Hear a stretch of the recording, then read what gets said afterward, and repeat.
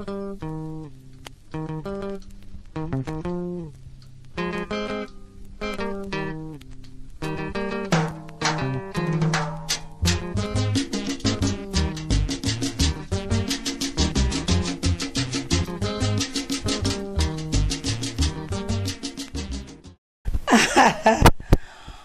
Olúwa gbẹ̀sùnfẹ́ ìmẹ̀dẹ́gbẹ̀ sí pẹ̀ta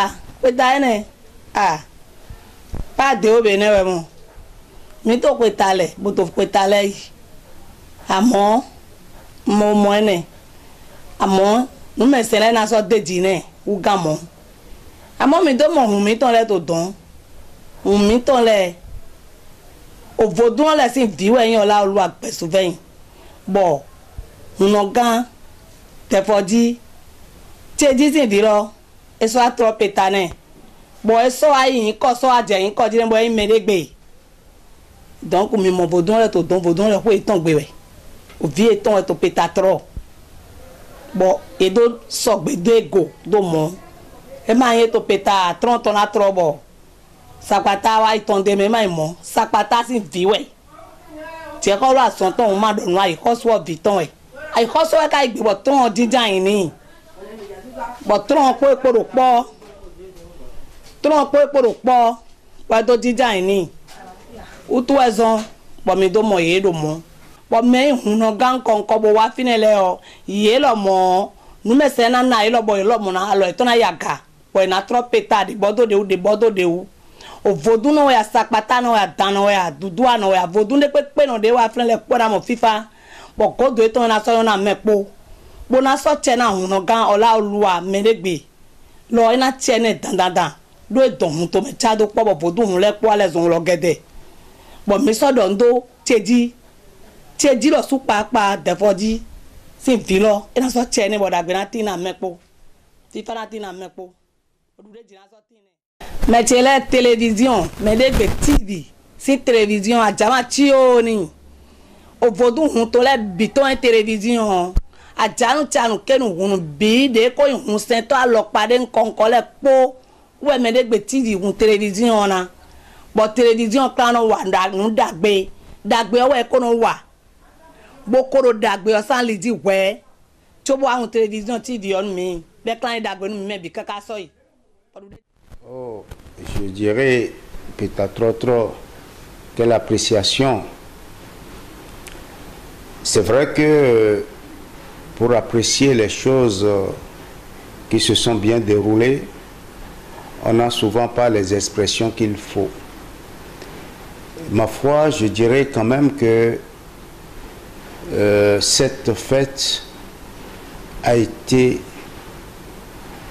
organisée par l'esprit lui-même.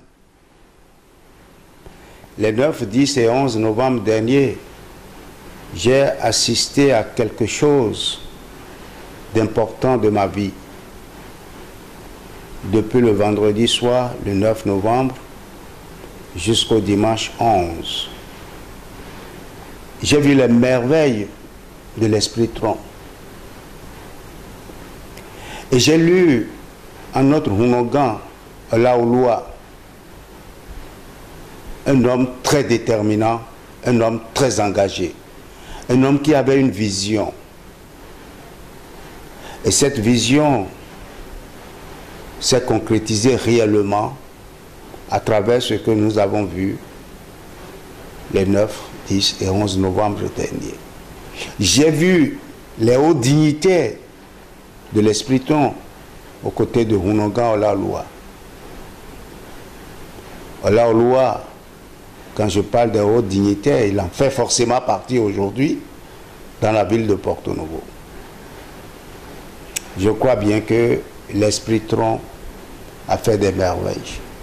A fait des merveilles pendant ces 3 jours, le 9, 10 et 11 novembre dernier. Nous avons assisté à une très belle fête à Kandé-Biémissogo. D'abord,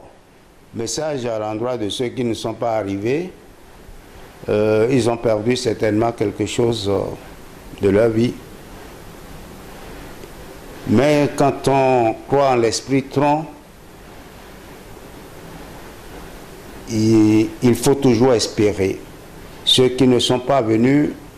c'est peut-être pour des raisons personnelles, sans doute, mais je crois que ils ont perdu quelque chose. Ceux qui étaient là ont vu tout ce qui s'est passé. Et si j'ai un message à lancer, je dirais que l'on soit chrétien ou que l'on soit musulman, je crois que l'esprit tronc accueille tout le monde. Et sinon, on se réfère aux fondamentaux de l'esprit tronc. C'est un esprit qui est assis à la fois sur le Coran et sur la Bible. C'est pas pour rien que Dieu a confié une grande partie de son pouvoir à cet esprit. Je ne suis pas en train de faire louange de l'esprit train parce que nous sommes un Ounogan, mais je remercie Dieu, l'Éternel, pour nous avoir orientés sur cette voie-là. Ménégué TV officiel, désormais officiel, oui, ça fait sourire. Ça fait sourire dans la mesure où cela faisait partie de nos souhaits. Quand nous avons été informés de l'inauguration de la basilique Olaouloa, la première des choses, ou mon premier souhait, quand je l'ai vu, je dis, dans cette basilique, Ounogan Olaouloa, il faudrait que une radio et une télévision soient installées. Cette radio et cette télévision va donner plus de la visibilité à l'esprit tronc. Ça serait un lieu où les hauts dignitaires, les Ounogans, les Ounon, les Pédigans, tout le monde peuvent venir échanger autour des bienfaits de cet esprit tronc. Et que les hauts dignitaires, ça devrait être un lieu pour eux, pour donner des conseils.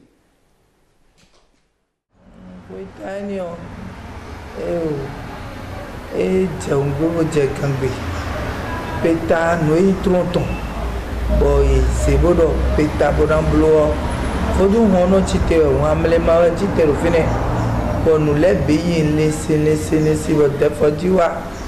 Boy, blon les bibé, j'ai oublié, j'ai gagné, yesu na folle, il faut bido propo. Bon, nous j'ai oublié. L'eau était avec un son, il faut nous trop. Les tomitons à la loi, et nous n'y sommes pas, il faut nous trop. Et ouais, nous t'en les billets, laissez-moi. Bon, les bidjets gangwe mero fide abomewea loko sawea ou kokoto mewea kala viwea yeme bidjen ro toguto leo bisese jen do hibowa do ede suo eno yin suo nu vodo kakakabo e onu amo antu no mejire nu gbo e meku e vodo mi ton go si nu gbo do am vodo mi ton tron mekwe gosi mama seidu e bo eyo eli son kakabo achi mama seidu odon bi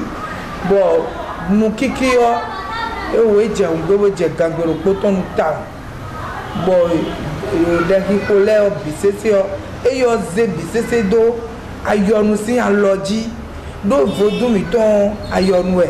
salam aleikum mi nodo salam aleikum je ru di do be ka je ngbo je gagbe bon vodou moulé bi yigbe dogbe to me bo petati tronion e gran tro ropo a e fona no titro we tegbe bolé aze vodou mi ton so su bo gba iteni ba iteon e klobo dagba bo enu basilique e nu ko dagbe de we tede nu ko no yi basilique sacré de Megan Condé àlàáfíà.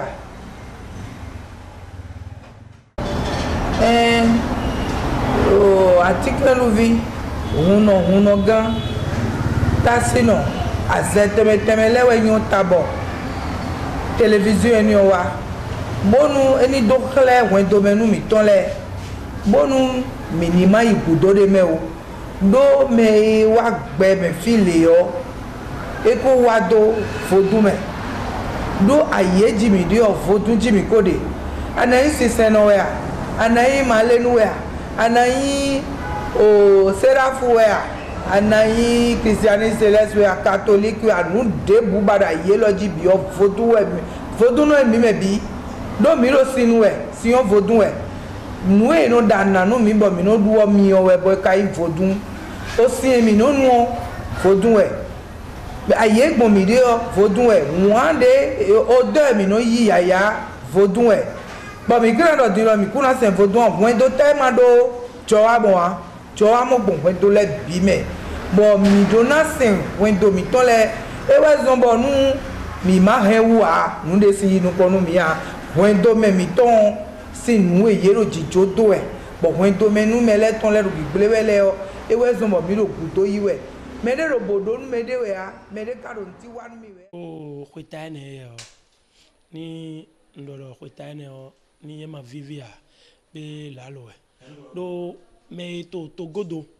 me so ba yi agbirimono bo wa finele ye me vie pa kweta lo tra la ye me fini ye no yoro do huno ga champe vide kon so kiti bo video kweta lo e vivi na mi kaka bo yen sun so mo nu to fine bo so juro bon so to ni neton bo na so ba yi to yen sun sin azen to alijibo jawe na mi do huno ga ola luwa o dogbe do fie reson do passo na vodo no do glovo do eze daga mi huno lewa eze daga do ma pledo famille ne transi famille mi pledo o ye ka fond de na do trono le ye ba kweta de wa ito kan de vie mi sogbe o owo agoma yo o zo kweta ne e vivi bo vivi u e vivi u hu lo so o de yin do bona khona huno gan ola oluwa gbesuveyin me degbe o vodo atike na kun titan wena ko de sedo kuno ga cheji papa khosu sedo no lo no to mena nyone do mele ajigbo godo jidran do ye lebela bo launa bo de tona bo mimo bo de ka de ton bo kuno ga cheji papa khosu defoji o e ka le azon fotonji bo wa de ka le wa bo wa kuno ga ola lu agbesuve imedegbe o do cheji sin gbe koja kuno ga ola lu ade bo nu to le biro jijiro e fodan atike na kun e jidora nyeton modumo ba wa chero chera nyeton vina no ganja sikara no ganji bo ko do me na fa bo nu etron no ikweta dro wa do huno ko le sin wenu fodan atike na ikweta do wa ni bo kweta sin godo gbe na do dide le dido na fodan do ni glegba basilico de wu mo atonu emi le fodan legba de wu mo ni e bo atike no vitore na no ganji huno to na no ganji hun to khan sinu agba si vi me gba igbeto président Patrice Talon télévision me de gbeti vite ene o do de mo nu wa do vivi na mi tam do vivi na mi tralanka do gbe na mi o journaliste asuma do gbe na mi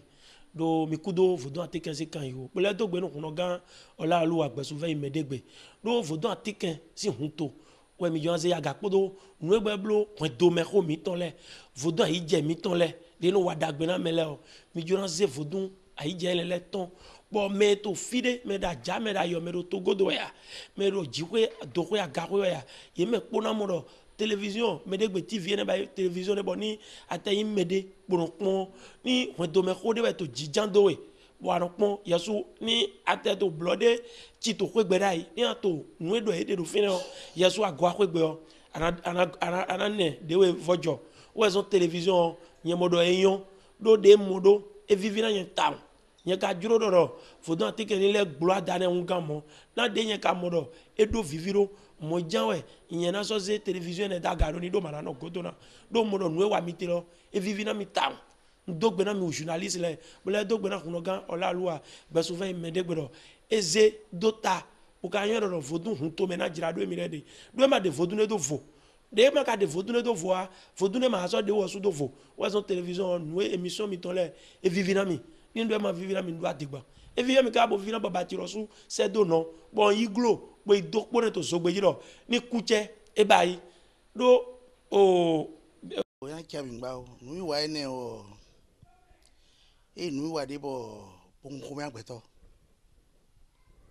e nko me no tama yin papa ta de ya program gbodo dun me e nko me ami tete o to ola ruwa i me de bo e do gbeto ti ye yi e do gbeto si yo po buton ya me o ton ya e do de te friending o kwere ta mai we ta re ne de ka ta re mai e u gam no ko yo ma amone mo me on do titi et donc y a le monde to rien l'homme to quoi tomber on s'entend d'aoue et moi nous voto non de on ni bien alors pon et m'aider TV belegbe mondo WhatsApp jeji ngbo lalo mo yan afide mi di lodin est-ce que autant do écran la yi autant écran la yi mi do lingi we ma do re ne no autant do ami no mo lo e npe to de ku so bo ya gbo yi nu ni de bayi e do se ton vodun e do da ga e se ton vodun do ga bo ya no mo we wo ton nu do we de wa e bayi ku ta tro o gan mi ton gan ton o wa che ne che yi 2 ina yin ko e pro meregbe yin no se ma àwọn se be wo ro gbe ne gbe je tutu yan an bube o yin no koro ni de ma atemu e ya gboji tite ngbe tron ne TV ro no ko yin ayi e ma gba fo gbere bo ya yin no mo e o ni mi win re e o mi amo adeple e tron le teme ma yi no mo no me te ni TV rai wo ka titan re win yo do